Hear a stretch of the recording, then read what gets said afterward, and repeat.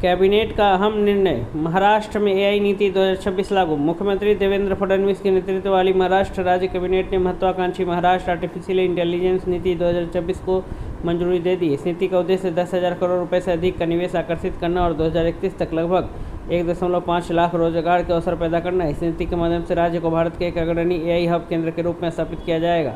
नवाचार, बुनियादी ढांचे और समावेशी विकास पर विशेष जोर देते हुए इस नीति का दृष्टिकोण भारत के उस व्यापक प्रयास के अनुरूप है जिसके तहत भारत आर्टिफिशियल इंटेलिजेंस के क्षेत्र में एक वैश्विक नेता बनने की दिशा में अग्रसर है। महाराष्ट्र एआई नीति 2026 हाल ही में मंजूर की गई एआई नीति का मकसद महाराष्ट्र को राष्ट्रीय और वैश्विक एआई इनोवेशन केंद्र में बदलना है। इसका मुख्य जोड़ एक मजबूत इकोसिस्टम बनाने पर होगा जिसमें ये चीज़ें शामिल होंगी: बेहतरीन इंफ्रास्ट्रक्चर, कुशल वर्कफोर्स, स्टार्टअप इकोसिस्टम, जिम्मेदार एआई गवर्नेंस। राज्य का लक्ष्य इंडिया एआई मिशन के लिए एक रोल मॉडल के तौर पर काम करना भी है। 10,000 करोड़ रुपए का निवेश और रोजगार सृजन का लक्ष्य। इस नीति की सबसे महत्वपूर्ण पहलू इसकी आर्थिक महत्वाकांक्षा है। इसके तहत 10,000 करोड़ रुपए से अधिक के निवेश का लक्ष्य रखा गया। इसे वर्ष 2031 तक 1.5 लाख रोजगार के अवसर सृजित होंगे। साथ ही यह भी स्वीकार किया गया है कि एआई के कारण लगभग 70% नौकरियों का स्वरूप बदल सकता है। यह उद्योगों और रोजगार के स्वरूप को नया आकार देने में एआई के बढ़ते महत्व को भी रेखांकित करता है। राज्य में एआई इंफ्रास्ट्रक्चर को बढ़ावा। इस नीति में इंफ्रास्ट्रक्चर के बड़े विकास का भी प्रस्ताव है जिसमें शामिल है 5 एआई इनोवेशन शहरों की स्थापना, साथ ही 2000 जीपीयूज के साथ एक कॉमन कंप्यूटिंग बैकबोन का निर्माण।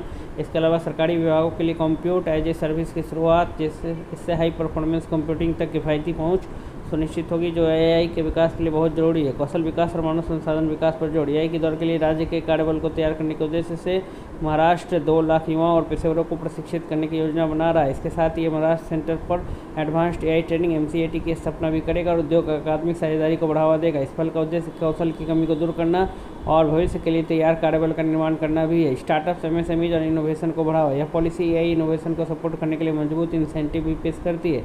कुल 500 करोड़ रुपए का AI startup venture fund public private partnership दिया जाएगा।